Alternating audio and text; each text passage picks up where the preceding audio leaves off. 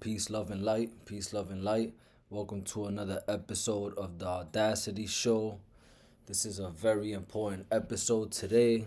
I appreciate everyone for being here. This is a long time coming. This episode is definitely, for me, the most important episode I will be dropping to date. Obviously, we got more episodes on the way, but this episode is really important to me, important to the masses, important for our history, for our ancestors, and everything they've done for us. So it might be a little lengthy episode. We won't get right into it today. A lot of information. I suggest people get ready to take some notes, pause, rewind this episode, because this is going to be a classic, legendary episode on the way. Today's episode is titled The Hopi Prophecies, Blue and Red Kachina. So we're going to be talking about the Blue Star prophecy from the Hopis, the Hopi tribe today. Obviously, we want to get started right, so we want to light some sage in the building real quick. Make sure we clear any negative energy, any distractions, disruptions. We won't have a peaceful session today. And we're going to talk a lot, man. We won't have a lot to talk about. You know what I'm saying? A lot of history. A lot of things our ancestors did for us. And it's important to know this information and to share it. Not only know it, learn it, but to share it. You know, we don't gatekeep over here. There's no point in gatekeeping information. The information and resources are meant to be shared and spread across the people. And that's what I'm here to do today. So with that being said, we won't get right into it. We won't get started. For those who are aware of the Hopis, you know, the Hopi are an indigenous tribe of the Americas, native to the land. They were discovered around the 1500s by the Spanish when they came and colonized America. You know, the Spanish were looking for gold at the time, which is similar to the Anunnaki story, if anyone's heard that. I need to drop an episode strictly about the Anunnakis. That's coming soon. But they've been around for thousands of years before that. The Hopi tribe's been around for thousands and thousands of years, specifically in Arizona for the last 2,000 years. They believe that life is a searching journey which poses into other levels in the world of energy to realize our full potential. So basically life is, you know, an experience to evolve as conscious beings, as spirits, as light beings, not just in the physical form, but really spiritually, mentally. They believed in spiritual messengers known as Hopi Kachinas. And that's what we're going to focus on today, really. We're going to start off with the Blue Star Kachina. So the Blue Star Kachina, known as Skaskasoha, represents the final warning sign before world purification. It first appears spiritually, then ceremonially between the Hopi tribes, and then physically in the sky. So a sign is the moment when the Kachina removes its mask publicly, traditionally forbidden. So once we start hearing about the Hopis in their ceremonial ways, revealing masks, that should be a sign to humanity of what's coming. This marks the moment when Hopi ceremonies temporarily stop, indicating the end of the fourth world. And what does that mean? We're gonna get into details about everything, the fourth world and everything that comes with that. But some associate the Blue Star Kachina with a blue celestial object or an object falling from the sky. It symbolizes awakening, revelation, truth, and the final spiritual warning. Now, on the other side of the Blue Star Kachina is the Red Star Kachina, known as Pahana, aka the Purifier. So this follows closely after the Blue Star Kachina. It represents the Purifier, the force that cleanses the world. It appears as a red light or a red celestial event in the sky. It triggers the day of purification, a complete transformation of Earth. And only those living in harmony with Earth and Spirit will survive the purification. So this symbolizes fire, a cleansing, destruction of corruption, birth of the fifth world. Now, when we talk about the Hopis and their prophecies, so this is, before I get into prophecies, this is an important topic because everywhere I read or come across scriptures, they talk about similar stuff, and a lot of them mention the Hopi and the intelligence and the wisdom they've had um, for thousands of years, and it's really like an ancestral wisdom of the skies, the cosmos, and the land. And it was not only in scripture, but I've been to a lot of museums. I go to a lot of museums, and you see you know uh, remnants of the Hopis in the, I believe it was the Cambridge, it was the Peabody Museum in Cambridge. I think it's on Harvard grounds that they have like mini models of Hopi livings and dwellings, like the areas in Sedona, Arizona, and stuff like that where they live to this day. They're still active and still living to this day on these lands. And it was just interesting to see that you kind of piece, it's not just like a fairy tale. You see it physically, what they look like at the time, what they currently look like. So it was really interesting seeing that. That's what led me to dive deeper into this. I'm a philosopher, man. I love philosophy. I love critical thinking and trying to understand these things and not just taking someone's word for it. I want to do my own research, and I suggest everyone else do their own research as well. So when we talk about the prophecies, the Hopis had a prophecy rock. So basically stones, right? Tablets symbolizing two human paths. The lower path symbolized nature, spirit, authentic human life, while the upper path symbolized materialism, technology, ego, disconnection. The upper path eventually breaks off, meaning modern civilization collapses, and the prophecy rock depicted three circles, which represented three world shakings. So three worlds ending, which leads us to the fourth world, which they believe we are currently in. And again, we're going to get more into depth about the worlds, the fourth world, the fifth world, and the worlds before us. I think that's very important. I'm going to leave a whole section for that coming in this video. So they also told stories of how Earth's people lost knowledge of how we were all related. Because of this, the Creator caused these three world shakings to remind people of our relatedness, how we are all one consciousness, one universal energy. The prophecy spoke about, advocating for self-government, education should meet demand of the people, not of what society believes it is, but what the people ask for. Adequate health care, no more unfair favoritism, so diminishing the wealth gap amongst the people, freedom of speech, end of racism, division, civil rights, civilian rights. The land must become one, and the true motherland is not on earth. So whatever that means to you, if the true motherland for you is heaven, um, whatever that looks like to you, that's what they spoke about. Now, these prophecies are not, threatening, but they're more of a guide. They're not predictions. They're more of preparation, and it doesn't speak about punishment ever. It just talks about renewal, cleansing of the energy, not of the land and the human and wiping out mankind, but it's really a cleansing internally.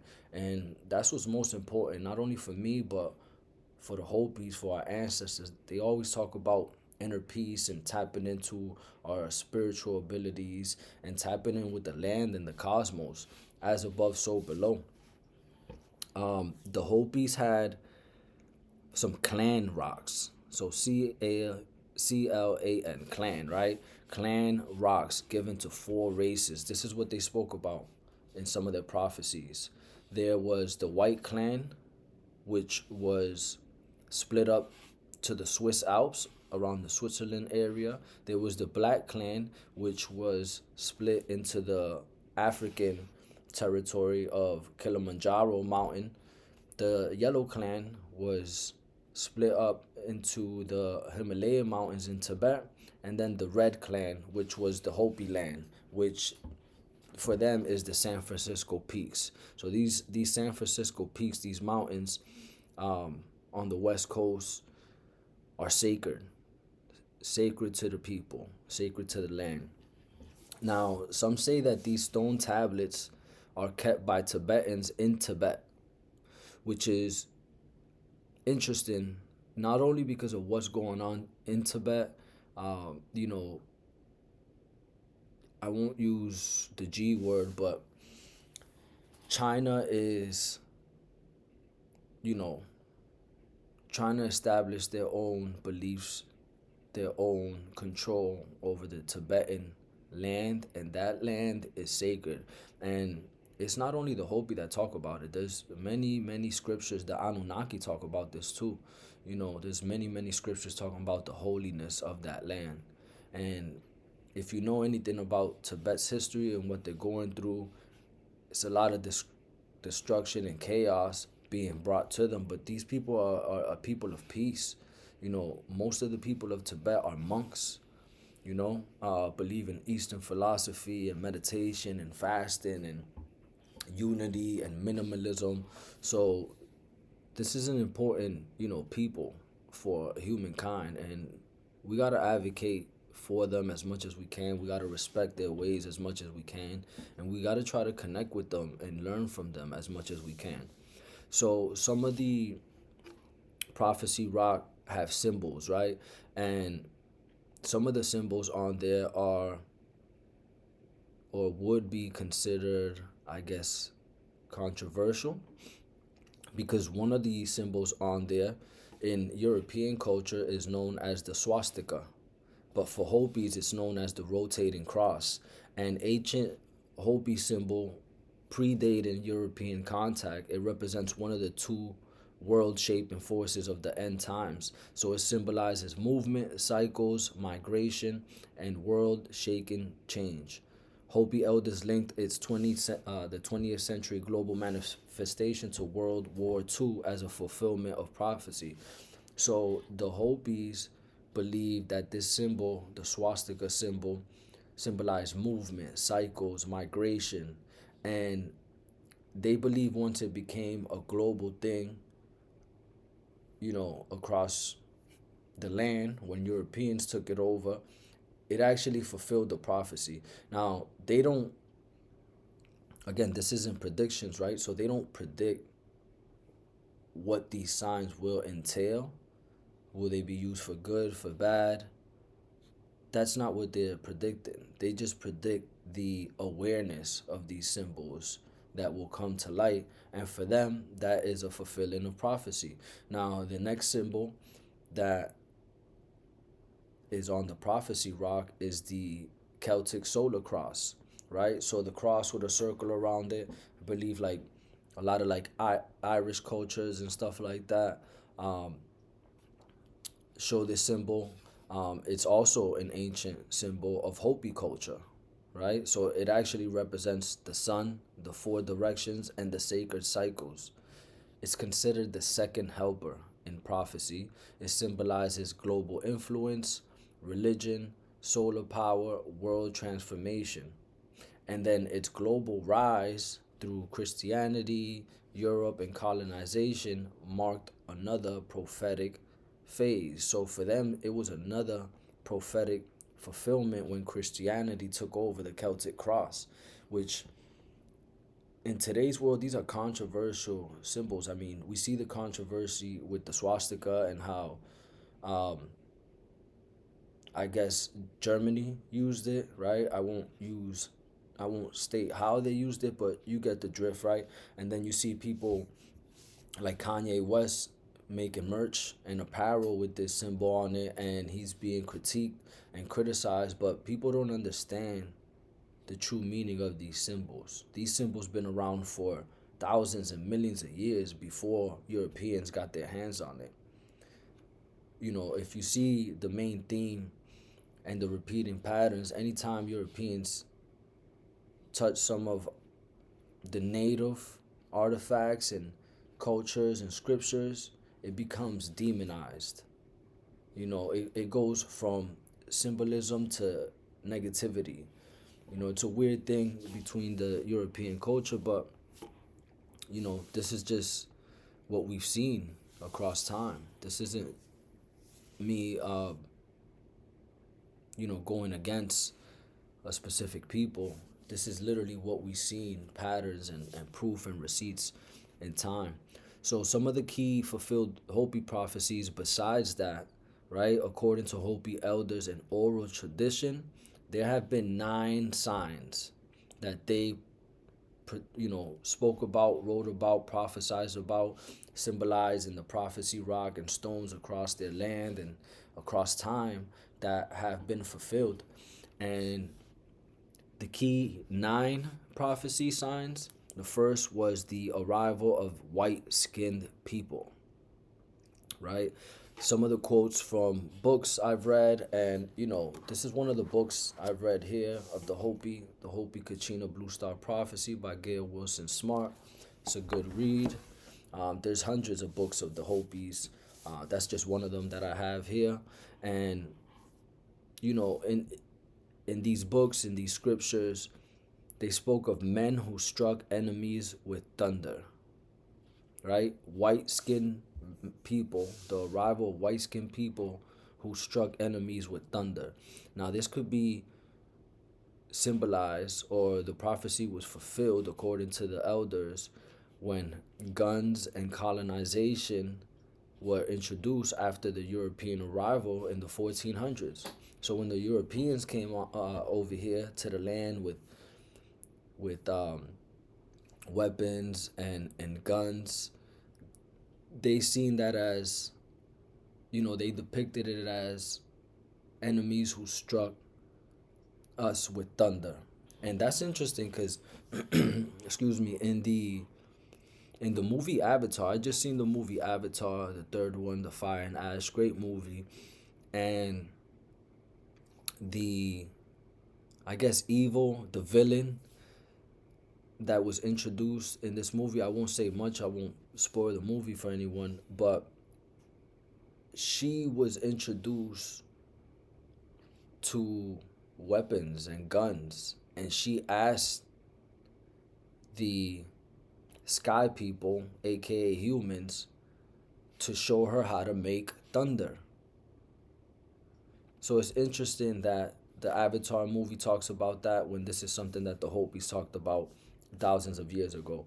Now, a second sign that they talked about were covered wagons crossing the land. Quote, wheels filled with voices. So that's how they seen these wagons, across the land. Wheels filled with voices.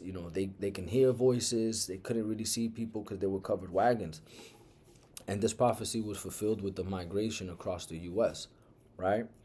The third sign is strange, long-horned animals. So the introduction of cattle, right? So cattle were first introduced to the Americas by Christopher Columbus in 1493. They were brought from Spain to the Caribbean, forming the basis of the future Texas Longhorn. From the Caribbean, these Spanish cattle spread to Mexico, southern U.S., while later English settlers brought different breeds to the East Coast for farming, establishing the foundation of today's North American cattle industry. So the introduction of cattle was strange to these people. We've never seen them before. They are not native to the land. And that's because Europeans brought them over, right? The fourth prophecy was iron snakes across the land. So when they talk about iron snakes, this is metaphorically. We're not talking about actual, reptile snakes made of iron or metal. They are talking about the railroad systems, right? The railroads began in the Americas around the 1800s, and for them, that was a fulfilling of the prophecy, right? Because for someone who doesn't know what a railroad system is, or railroad tracks, or what they're being used for, and they look across the land, especially if they're in the mountains up above looking down below, and they see the patterns, for them, they are depicting this as iron snakes across the land, right? So that was another prophecy fulfilled. The fifth prophecy fulfilled for them were spider webs across the sky. Now, again, this is metaphorically, this isn't physical spider webs across the sky, but we're looking at it from a vantage point of the Hopis, native to the land, foreign to any technology, anything like this, right? And again, most of them were in the mountains, right? Desert lands. So when they talk about spider webs across the lands, they're talking about telephone lines, right? Power lines, fiber optic systems across the land, telephone poles across the land, right? The interconnectedness of that. But most importantly, the internet. So the internet, the World Wide Web, was introduced in 1989 at CERN. So when they talk about spider webs across the sky, not only the telephone lines and the power lines, but think of the World Wide Web, right? The internet. And then where do they store the information of the World Wide Web? In clouds. So spider webs across the sky, World Wide Web, and clouds. You see the symbolism there. You see, how these things could, for the Hopis, for native people, they see it different. But for us who can take a step back and have a panoramic view of things, we see how this makes sense, not only to them, but to us, right? The sixth symbol was rivers of stone. So this was the introduction of highways and asphalt roads. Again, these people are on land, deserted lands, right? Their transportation, was on foot, right? When highways and asphalt roads were introduced, they seen this as rivers of stone. And just put yourself in their shoes, the vantage point from the mountains, and they looking down and they see these roads being built. For them, it may look like a river, right? These highways look like rivers of stone, cement roads. The seventh prophecy was the sea turning black and life dying. So when you talk about or think about the sea turning black, you think about oil spills, ecological collapse. So some of these infamous oil spills include the Deepwater Horizon in 2010, the Gulf War oil spill in 1991, the notorious Exxon Valdez spill in '89 in Alaska, the huge offshore blowout in 1979, tanker disasters like Amoco in 1978, and the Atlantic Empress in 1979. So we see, several incidents of oil spills across the sea.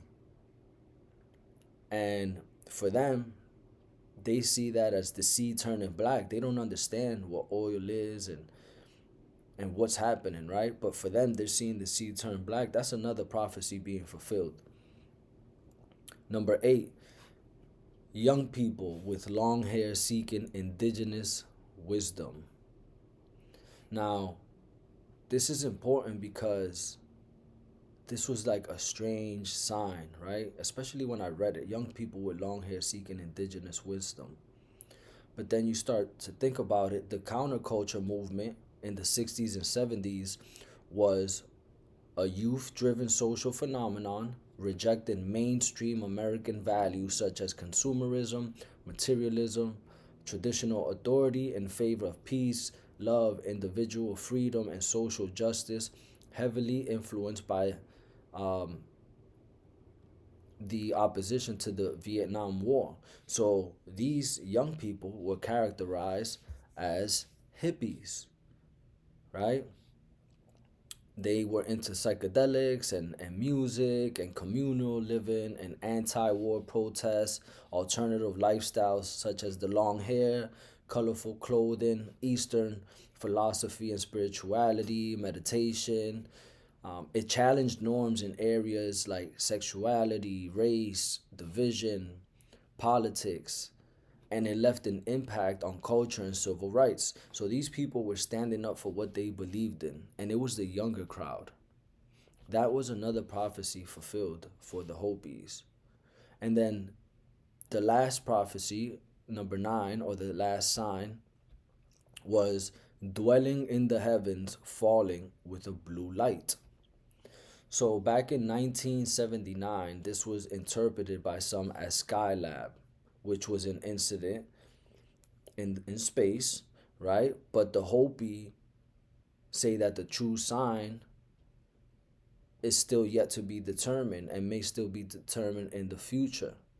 Now, when you think about a blue light in the sky, we just witnessed over the past few months, specifically a couple days ago, December 19th, Three-Eye Atlas was closest to Earth, right?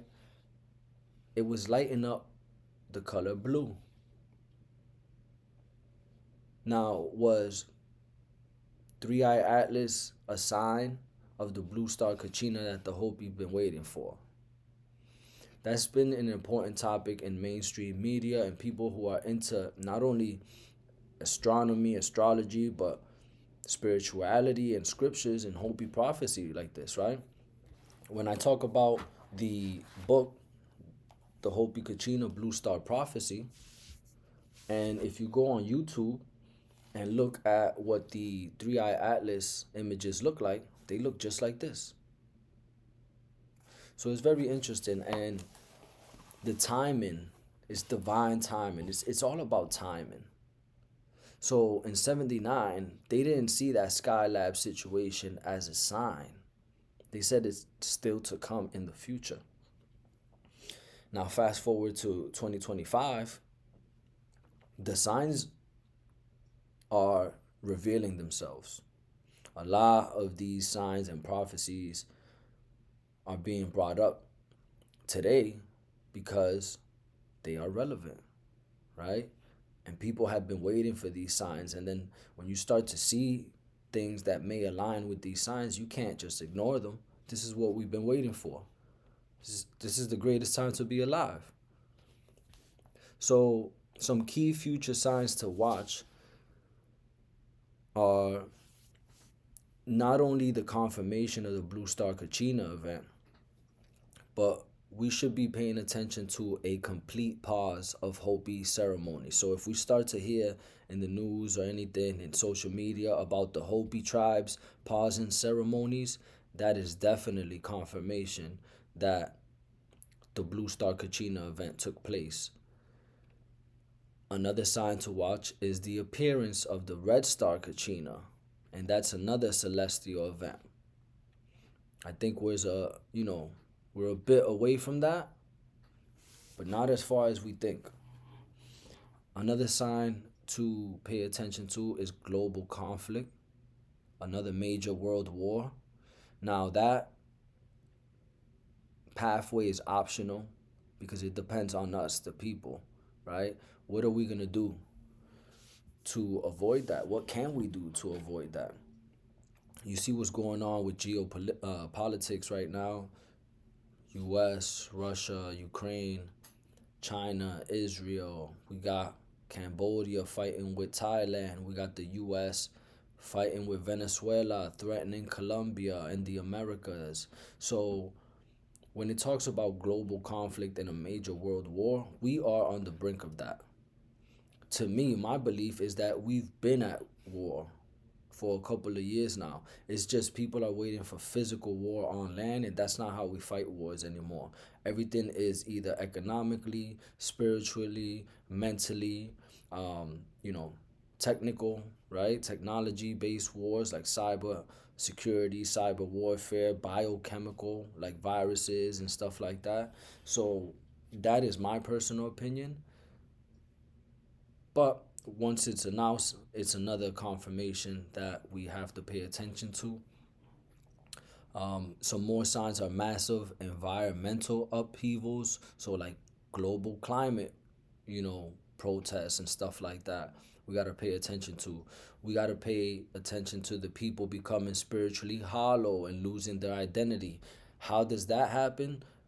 when religion starts to be dismantled and disintegrate, when, you know, people get too attached to social media and the digital landscape and the digital world, so like the metaverse or whatnot, and when they focus on their digital identity being more important to them than their real identity, their spiritual identity, that would be a cause for, you know,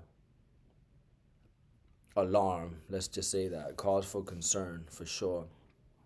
We got to pay attention to the possibility of UFO appearances. So we've seen it in the news. They're talking about UFOs more and more. They're talking about drones, and even people in government are asking for this information to be released because they state we've known about UFOs for years, decades, and they're finally asking for this information to be released. So once it does, it will be another sign confirmed, according to the Hopis. One important sign to pay attention to, which this one's very interesting, is the mass migration of people worldwide. So, right now in the US, they've banned over 30 countries from entering the US, right? Trump has banned over 30 countries from entering the US. What does that lead to? A mass migration of people worldwide. Because if they're no longer welcome here in the US, they must leave the US and go back to their native land or countries. And if they don't want to go back to the native countries, they're going to find somewhere else to go. That's going to cause a mass migration worldwide. So we got to pay attention to that. We also got to pay attention to the return of Pahana, the purifier, aka the true white brother in Hopi prophecies. Now, when they talk about a true white brother, right? They don't mean physically like white skin. When they talk about white, the Hopi elders and ancestors use the term white as light. And for them, light means a positive, enlightened being. It's not physically white skinned, it is an enlightening being bringing peace, clarity, unity to the people. So we have to pay attention to the true white brother carrying the missing sacred stone. The lost white brother, they say, will be in red cloak and will open these tablets. Now, when we think about red cloak, the first thing that came to mind for me was like, Trump and his MAGA hat, right? But then the more I thought about it, I kind of veered toward the Pope because they wear red garments, right? Now, the lost white brother in red cloak opening the tablets. Could this be the Pope revealing the sacred scriptures being held in the Vatican archives? We've heard this before. We've heard people mention the information, not only religious texts, but sacred scriptures from thousands and millions of years ago that are being held in the Vatican archives, the vaults of the Vatican. Could this true white brother that the Hopi prophesies be the Pope digging in the crates and revealing some of those scriptures? Now that's interesting. They say that the true white brother, the lost true white brother, explained that the shift of consciousness was beginning. And this would be a shift in understanding ancient and modern messages. He wanted his people to know that this is a personal awakening which affects the outcome of event and that they may therefore be changed. If you grow in fear and hate, you create the world in the wrong way. Whereas if you live in compassion and wisdom, you find you have the choice and the power to enrich your life and create anew. So, again, For them, white meant light, so he will be the great white brother of light from another higher level of energy, another world of wisdom which parallels ours. This could be seen as a prophet, amongst the people. Could this be for the Christian believers, the return of Jesus Christ? All of these things are on the table. I don't take anything literal. I pay attention to the signs. I read this information, break it down, and try to understand it with an open mind, with an unbiased opinion about religions or about any beliefs. So that's some of the future signs to watch for. Very important. Now, some of the core Hopi teachings within the prophecy, they state that humanity must return to simplicity, spirituality, balance, and respect for nature. We must, dim the over reliance on technology, ego, and materialism as it leads to collapse. The purification period is not a punishment, it is a correction of imbalance, not only within the people, but within the earth. The earth right now is imbalanced. This is why you're seeing volcanoes erupting. This is why you're seeing tsunamis and earthquakes and forest fires and all these natural disasters is because the earth is imbalanced. And the changes in the stars, the cosmos, are affecting the changes here on earth. Again, as above, so below. And when we talk about imbalance externally on the earth, that means there is imbalance internally within us. And that's what's causing the imbalance externally. As within, so without. Now, the Hopi play a central role in maintaining Earth's spiritual balance through ceremony. The prophecies are meant to warn, not frighten, as humans still have a choice. We still have a choice of how we want to move in this life. What direction do we want to go in? Do we want to continue to move in the direction we're in of destruction, chaos, division, or do we want to lead to enlightenment, spiritual growth, unity, positivity, compassion, understanding, empathy? It's our choice to make. We have free will, and that is a dangerous thing to possess, is free will, right? Because you can believe in something and choose one direction while others will choose the opposite direction. At the end of the day, you have to do what's best for you, what you believe in. And those who are in alignment with these prophecies, with their spirit, with the cosmos, with the land, are the ones who will move on to the next stage, the next level. Now, how are these prophecies, these signs, this information overall relevant today? Well, the Hopi people, as I stated before, they're still alive. They're still practicing these ceremonies and preserving these prophecies. Modern crises such as climate, war, social collapse are seen as signs aligning with these prophecies. The prophecy is increasingly discussed globally as humanity reaches a spiritual crossroad. The mind leads to self-destruction, so we must start to lead with our hearts, our intuition. Everyone is going through, whether they admit it or not, a mental change, a mindset. A lot of people are going through depression, anxiety, and stress from the pressures of society, the expectations we put on ourselves. But if we start leading with our hearts, our intuition, to be of service to others, to think about minimalism versus materialism, things will change. But first, we must change our mindset There's always two things that happen. The first thing is mentally and then physically.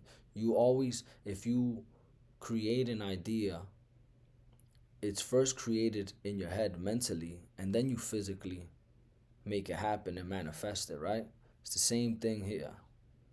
Now, the saving comes from return to nature and harmony with the earth, right? So once we tap in to earth, again, the cosmos, our spirits, that's when harmony will start to balance itself out again.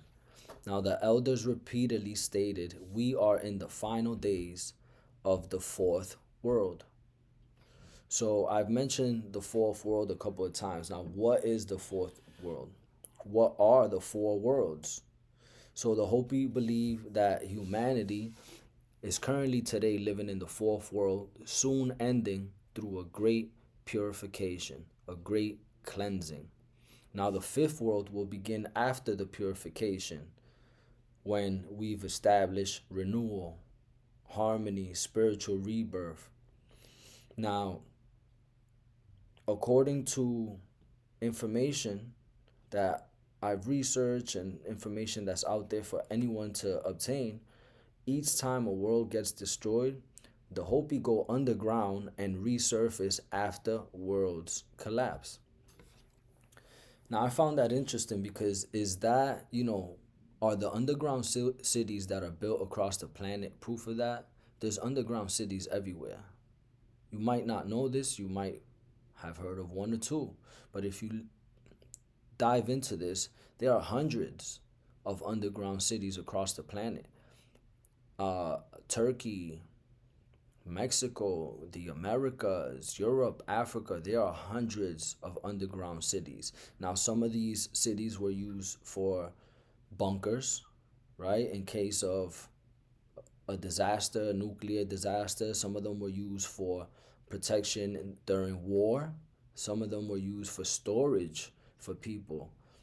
But if you do the research and you look into it, a lot of these underground cities were dwellings, especially the one in Turkey. If you look up the underground city in Turkey, you will see it's an entire area of living. They had rooms, they had stairs, they had everything you needed built underground. So was that our ancestors? Was that the Hopis across the land? Was that the indigenous tribes across the land? What about the ant people that scriptures talk about? And when I state the ant people, again, this is metaphorically. I don't mean like the movie A Bug's Life, where they're actual physical ants, but they called them the ant people, right? Because it signified underground dwellers. They lived in unison, working together for the better of their community underground, which resembles how ants live, right? Ants build together our community. They fight for their people, for their race, for their species. They build together, they move together. And that is why these people were considered or labeled the ant people, because not because they were physically looked like ants, but because they moved like ants. They learned from the ants and moved like them. And if we want to be in harmony with nature, we have to start moving like ants, how they build together. We got to start moving like bees. You see how bees work together, and they protect the queen bee, they protect the hive and stuff like that, right? We have to start moving like nature. You see how wolves move in packs. Sometimes they move alone, right? But you see a lot of them in packs and herds. This is animals across the land. You see how the mother moves with the ducklings in synchronicity and unison. The geese fly in the skies in formation, right? They use that unity, that togetherness to combat aerodynamics, right? To move faster, smoother in the wind together. If one geese goes down, they all go down until they're back in unison in formation. And if it's like shot down, God forbid, and killed, they will land on the ground and then form a new formation before they take off again. This is nature at its best. And we have to start studying nature and integrate it into humankind again, as it once was in the past with our ancestors. Now, the first world, according to the Hopi, was known as Tokpela. Tokpela. Tokpela. Tokpela. Now, in the first world, there were people of all colors, all languages. They interacted mostly intuitively, telepathically. They had heightened awareness. They paid attention to body language. There was beautiful landscape with huge trees and flowing rivers. They engaged and interacted with all life as one. So they engaged, with the animals, the insects, the birds, the trees, the plants, the water, all as one. The demise of this first world began when they started to realize the difference in color, speech, appearance. And once the humans started dividing, the ants sensed this division and ran away and spread out. And that's how the animals became wild, according to the Hopis. The animals and us were once in unison, all of us. And once the animals, because they have natural instincts, once they started realizing the division being created amongst humans, they ran off and became wild animals. That's how we see wild animals today. This first world, according to the Hopis, was destroyed by fire. And we've heard worlds being destroyed or civilizations being destroyed by fire in other scriptures and Bibles and, emerald tablets and all these ancient scriptures, the Dead Sea Scrolls, all these things mention a world being destroyed by fire. Now, the second world, known to Hopis as Tokpa, dark midnight, Tokpa, Tokpa. Now, this world was created by putting land where water was, and putting water where land had been. So they reversed it. They created this world by putting land where the water was and water where the land was, so that people from the first world emerging, because remember, the Hopis, when the Hopis that were in alignment and in tune, when these worlds I mentioned earlier were destroyed or destruction came, a lot of them went underground. So when the first world was destroyed by fire and these people were emerging back on the land was different. There was land where water was and water where land was. And this was made intentionally so they would have no memory of the previous wicked world. Now, this is prophesied in Hopi scriptures.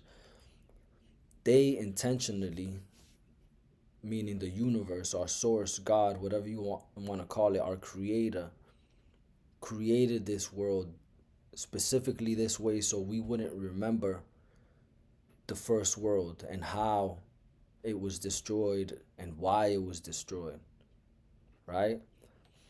They state that this world was directionally south, its color was blue, and its mineral was silver. So the land was integrated with silver. The people were spiritually and energetically connected, but this time the animals remained wild and kept apart from the people. Now, in this second world, greed and gluttony consumed these people as they viewed away from the Creator and focused on materials. They consumed too much food and they hoarded their goods. And this world was destroyed when the north and south ends became imbalanced and the world spun out of control and froze over. The second world was destroyed by ice, according to the Hopi prophecies.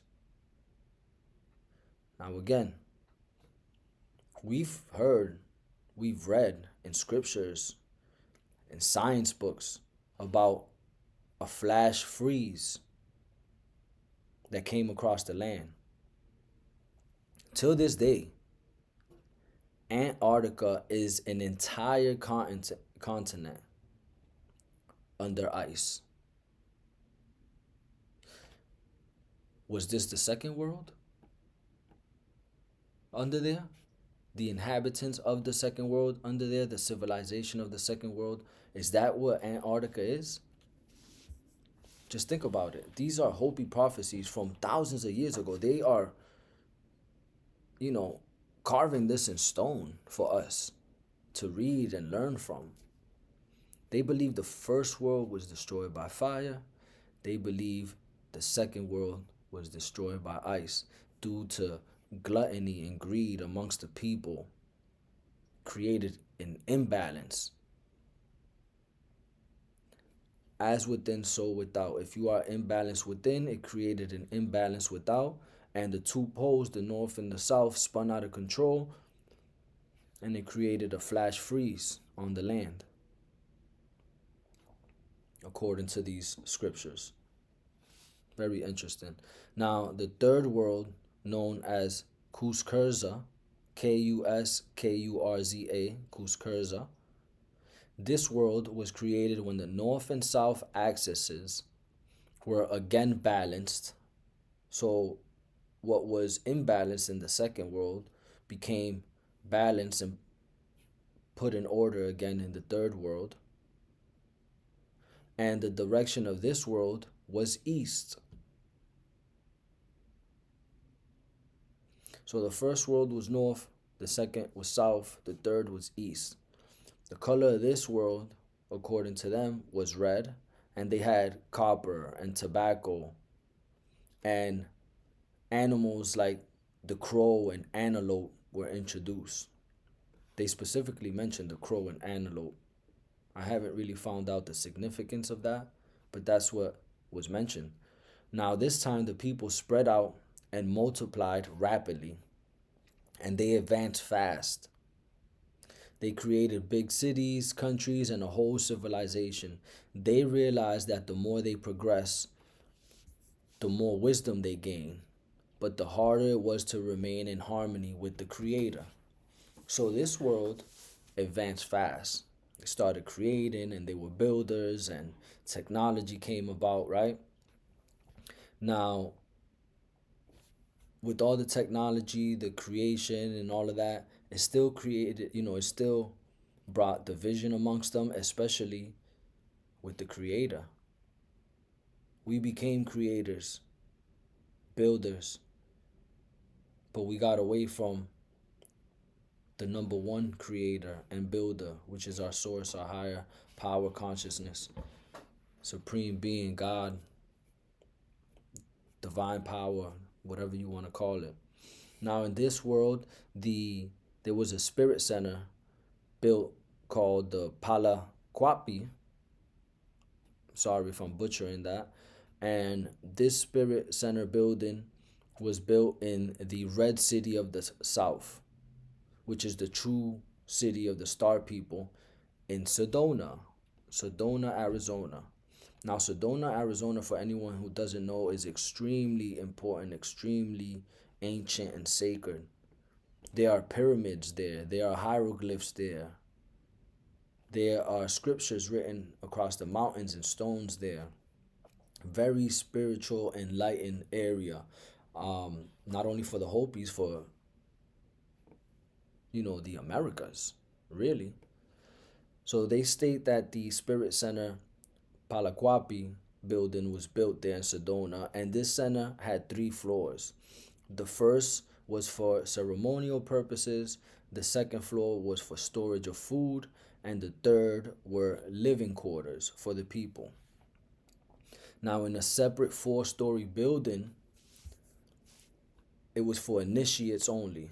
So the first, initiates into Hopi culture. So the first ground floor, the Kachina people taught initiates, newcomers, their history, the meaning of the 3 previous worlds, and the purpose of the 4th world. On the second floor, they taught the structure of function of the human body. So they taught anatomy, right? They taught that the highest function of the mind was to understand how the Great Spirit worked with man. So, spirituality. In the third story, they were taught that the workings of nature and the uses of all kinds of plant life, there was a plant remedy for each illness. So, they taught herbology, holistic wellness. The 4th story was smaller than the 3 below, making the building resemble a pyramid. And at this top level, only initiates of great consciousness who acquired deep knowledge of the laws of nature were allowed here, and they were taught the workings of the planetary system, how the stars affected the climates, the crops, and all about men and women themselves. They also learned about the open door on the top of their heads and how to keep it open to communicate with the Creator. So, in this, 4th level, they were taught astrology, astronomy, and enlightenment. So just think about this. This is thousands of years ago. The Hopis believe that in the 3rd world, they created a structured way of living for the people where they taught everyone what they know. They shared knowledge and resources and information, like I stated before, like I've stated across every episode, right? They taught anatomy of the human body. They taught spirituality. They taught herbology, holistic wellness. They taught astrology, astronomy, geometry, mathematics, and most important, they, basically psychology and sociology, how to deal, how the mind of the people work, and how the people as a society work together. I mean, they were teaching things. This was a school. This was a university of the highest degree.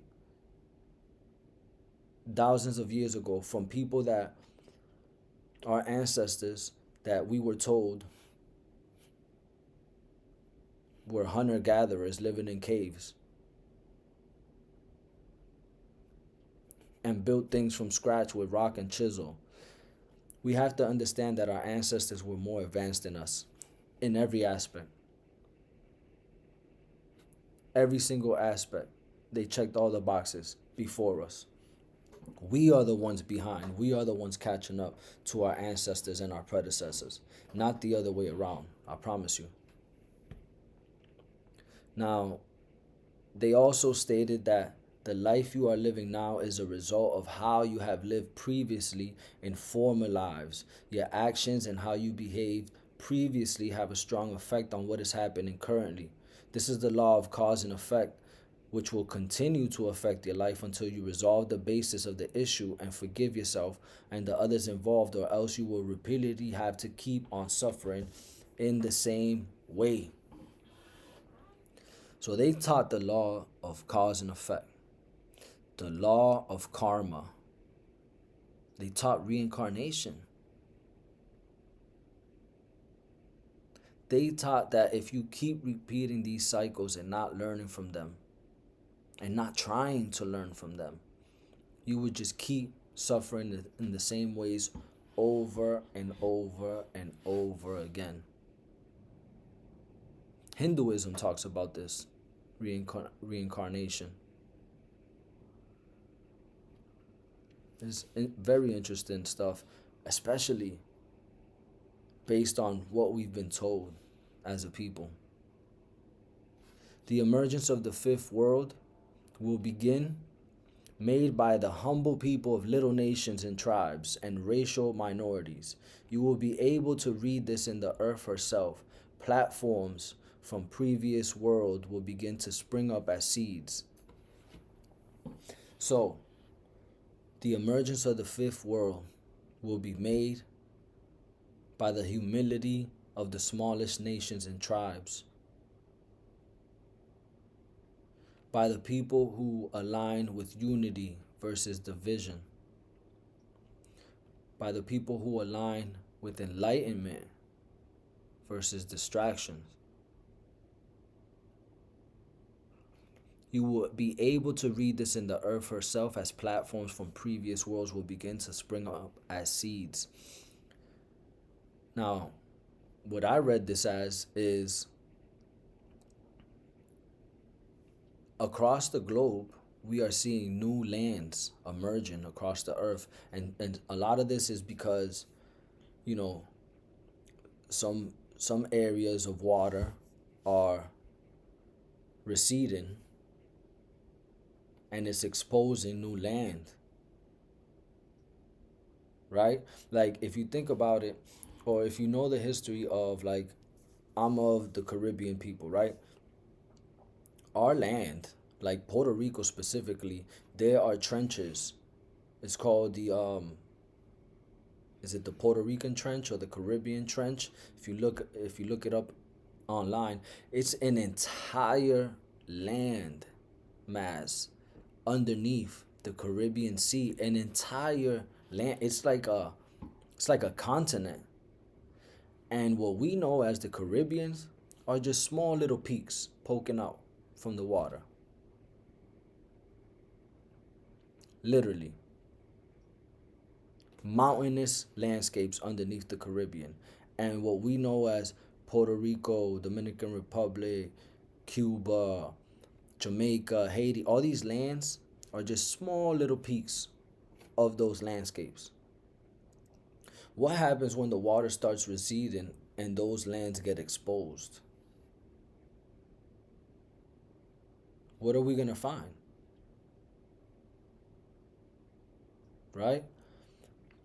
I've been on excursions all across Puerto Rico. I've been into the mountains, the caves, the jungles, the rainforest in Puerto Rico.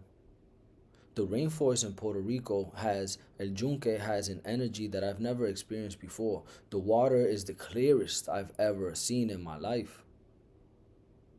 The sound, the peace. What we look for when meditating and the sounds of water hitting the rocks and rivers flowing and birds chirp, that is in the rainforest in Puerto Rico. I've experienced it myself.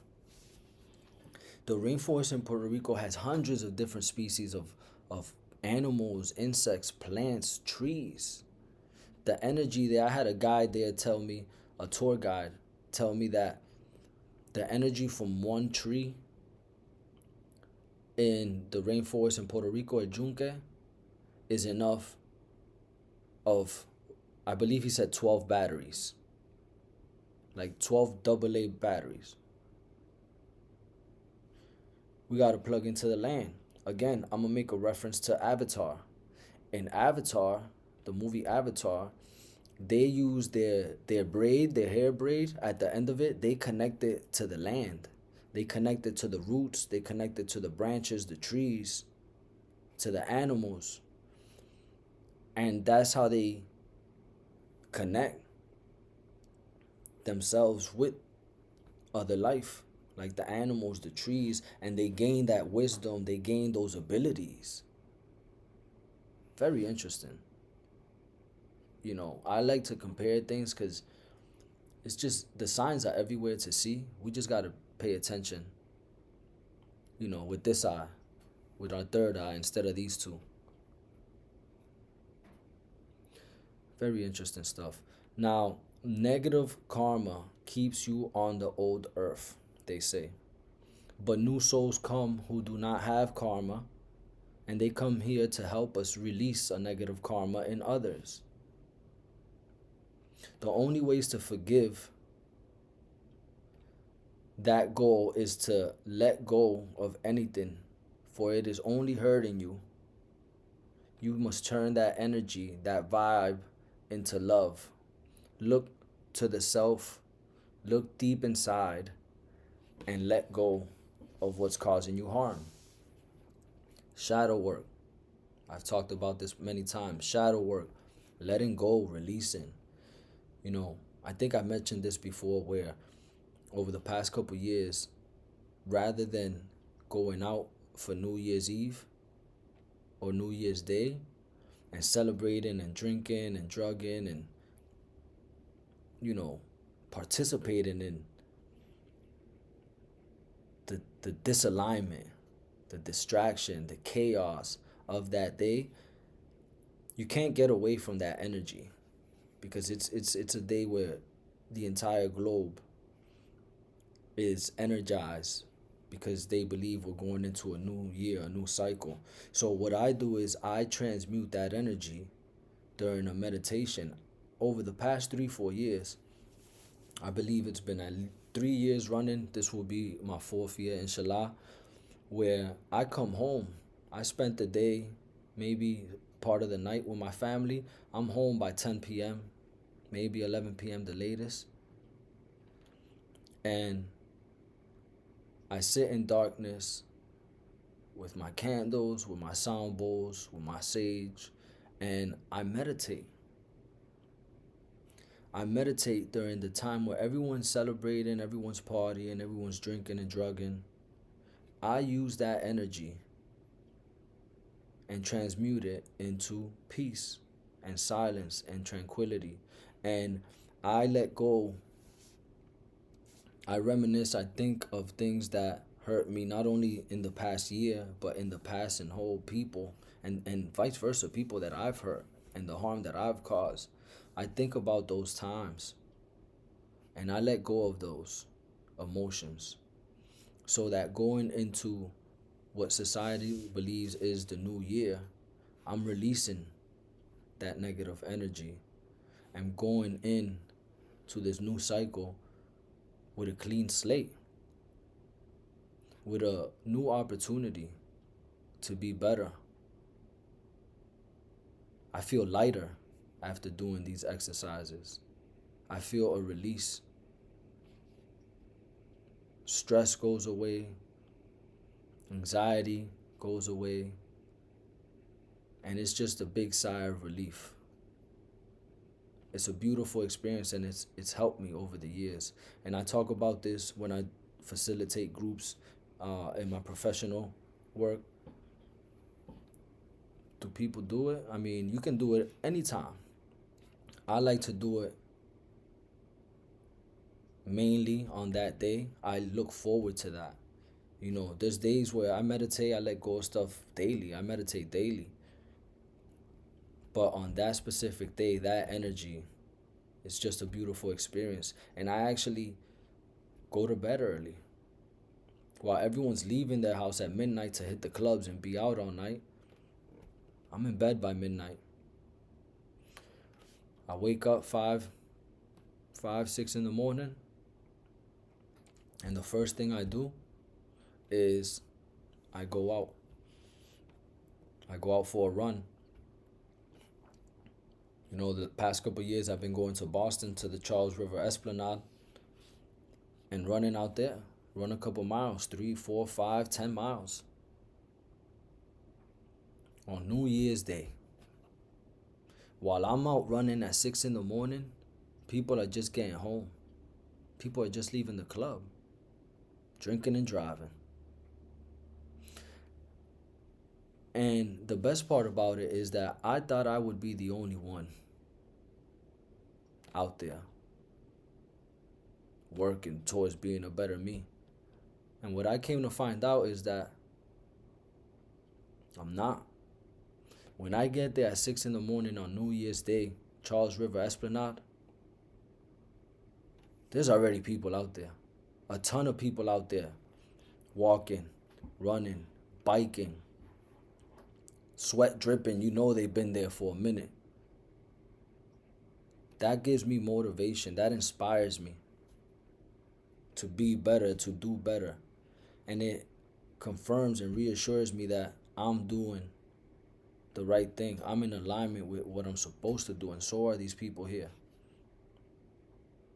It's a beautiful experience. For anyone who hasn't done it, I definitely recommend it.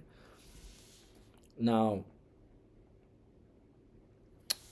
they also state that at this time, higher levels of cosmic light are descendants to increase individual awareness and universal levels of vibrational frequency that will increase rapidly. So we've been seeing a lot of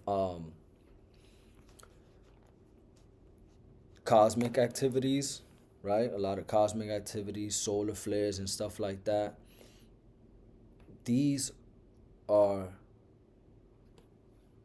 frequencies of, information. These are downloads that are coming to us. These are upgrades for us.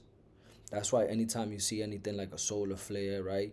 Comets passing by, planetary alignments, full moon, solar eclipses, you should be using those times to meditate, fast, release, right? Uh, Try to manifest, speak things into existence during these times because they are here for us. They are happening for us. And we got to harness that energy to be better versions of ourselves. Now, this is the time of freedom, a chance for everyone to live through their own beliefs and move into a different level of their own energy. At this time, people no longer need,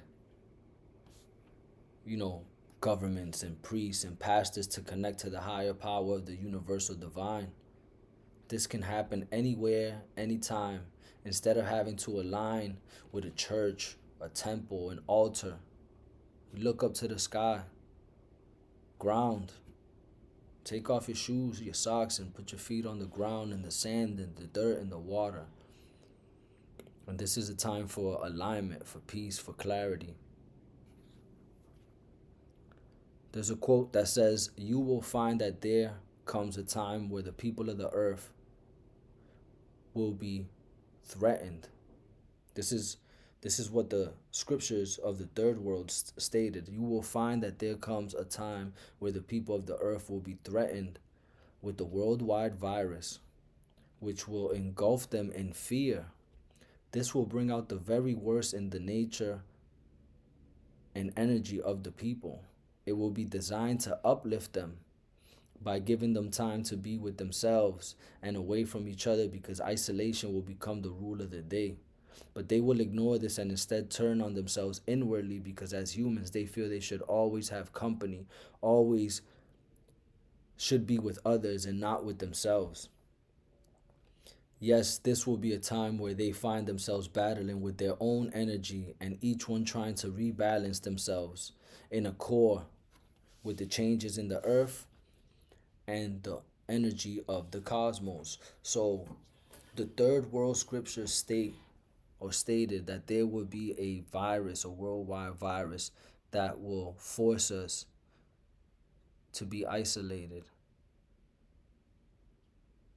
And this should be, or should have been, if we're talking about what happened in 2020, a time where we tapped in and learned not to be isolated, but to learn to be in solitude. There's a difference between being alone and being lonely. Being alone is a choice.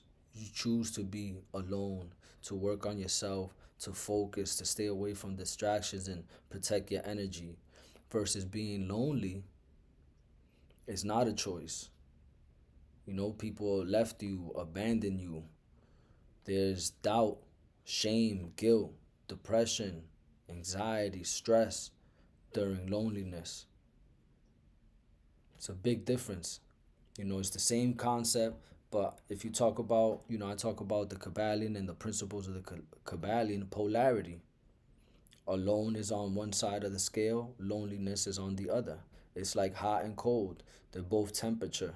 Fast and slow, it's both just speed, polarities. Alone is a choice, loneliness is not. You have to choose to be alone and choose to harness that solitude, that isolation for productivity within self. Tap into your true self during that time. Now, the third world, according to the elders, was destroyed by a flood. Again, they talked about the first world being destroyed by fire. We've heard that before in scriptures and Bible. The second world by ice. Again, we've seen that before. We heard it before. The third world, according to them, was destroyed by a flood. The great deluge in the Bible. Noah's Ark. This is what they believe in. This is what they prophesized. This is what they left for us in scriptures for us to study and learn from. Now, the fourth world, which is the current world, is said to be destroyed from within, internally, by distractions, noise, technology, and disconnection from spirit and the land. Humanity has to remember, or humanity has remembered to speak to the stars in prayer, but forgot to listen to the earth and nature. When the land speaks, you listen. At least we're supposed to. Now, to close this out, I want to remind everyone that the blue star Kachina is just an awakening. It's a time of revelations, enlightenment.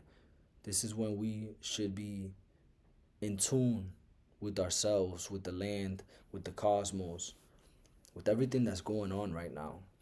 The red star Kachina is what reveals, right? The purifier, the great purification, that is what reveals the chaos and the lies and the deceit. And that's coming soon. That's on the way. Because I personally believe the blue star prophecy, the blue star event was Three-Eye Atlas.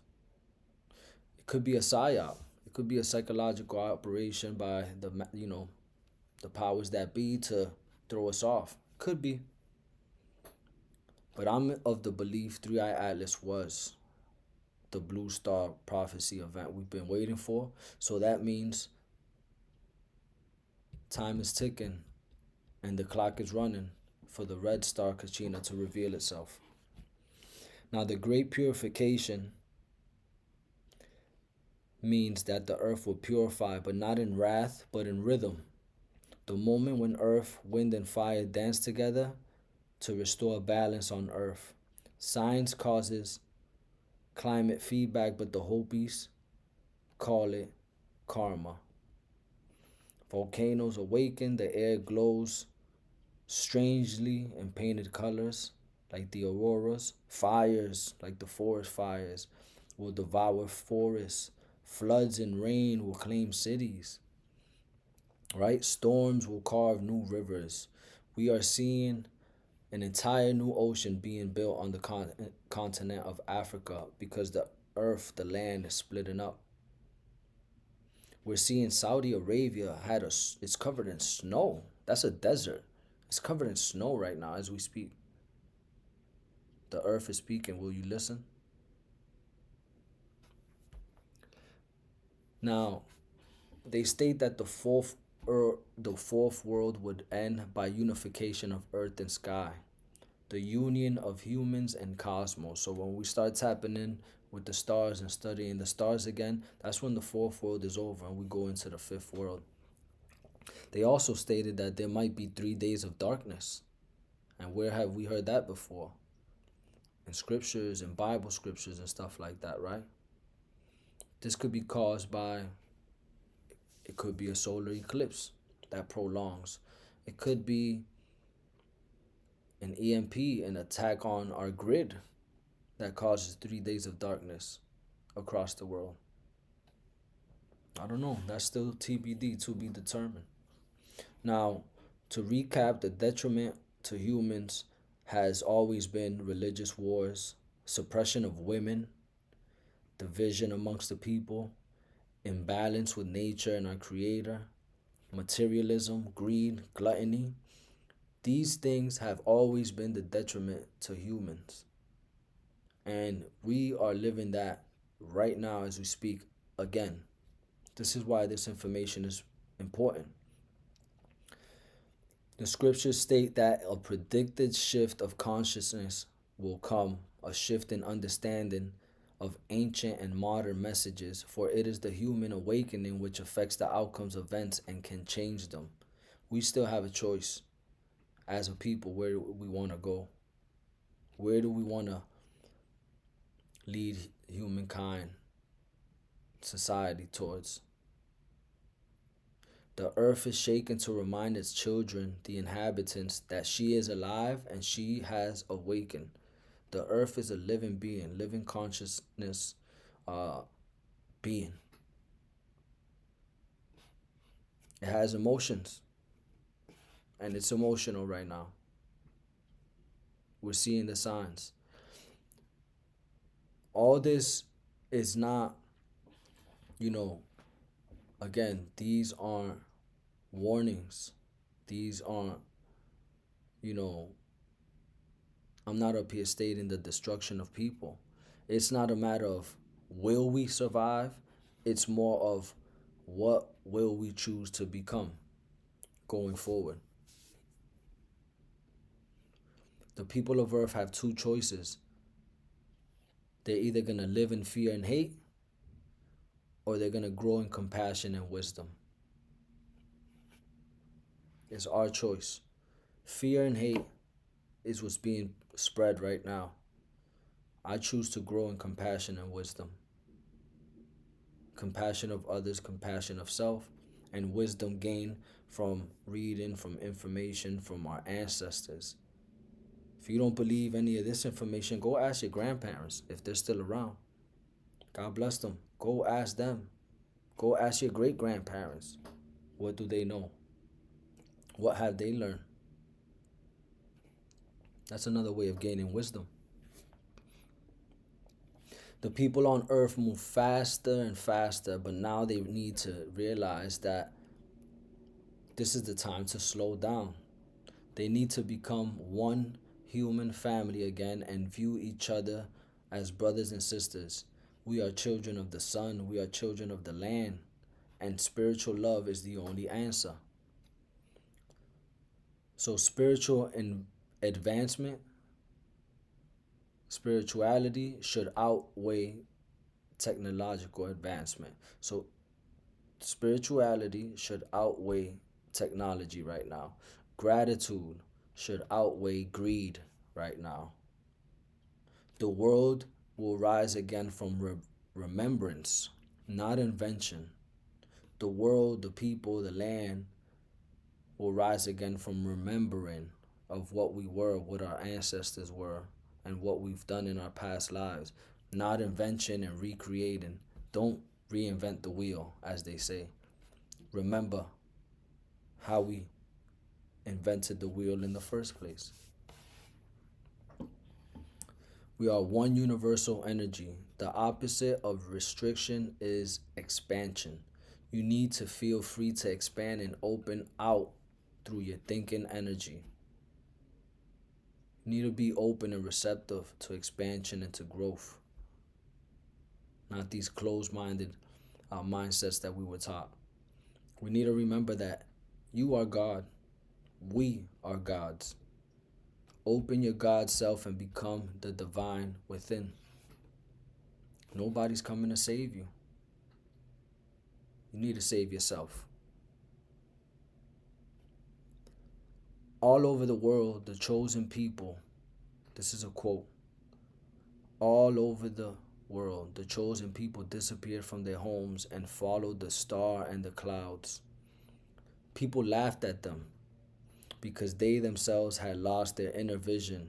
Those who do not understand will always laugh and mock those who carry the wisdom across the ages. Their lack of understanding will not support them, for they feel insecure and make fun of others who are following the true path instinctively, intuitively. After days and nights, they arrived at a certain place and were happy, for they found people of the same mind. And this is why I share this information. This is why I'm on here. And I take time out my day to intentionally put this information out, because I've personally arrived at a certain place spiritually and mentally in my life, and I seek to share that energy with people of the same mind and frequency. So whoever's hearing this, whoever's out there, whoever this resonates with, you are the people that I seek to connect with and be in alignment with. So I appreciate you. I'm grateful for your attention, for your viewership, for your feedback, for your efforts of being a better version of you, because I too am on that path. And I'm here to be of service to you and help anyone, society, humankind, our ancestors be a better version of themselves. Help us reach a level we have not seen before. And that starts within. So I thank y'all for being here. I recommend everyone to tap into the Hopis, the Hopi tribes, the indigenous people. Shout out to the Hopis. I thank y'all. I appreciate everything you've done for us. I truly believe the torch has been passed on. And we're here, we're ready. This is not just me just speaking on these prophecies. There's a lot of people out there right now talking about this. And we are thankful, we are grateful for the knowledge and wisdom you've shared with us and what you've done for us. And we hope and I believe that we will lead us into a better life. One that is manifested with unity, compassion, togetherness, consciousness, awakening, enlightenment. And one day at a time, we try to share that information and try to be better versions of ourselves, step by step, building, brick by brick, off of the foundation that, not only the Hopi, but all indigenous and ancient and ancestral people started. The legacy continues with us. You either be legendary or you be forgotten. The choice is yours. Thank you for your time. Ashe. End the transmission.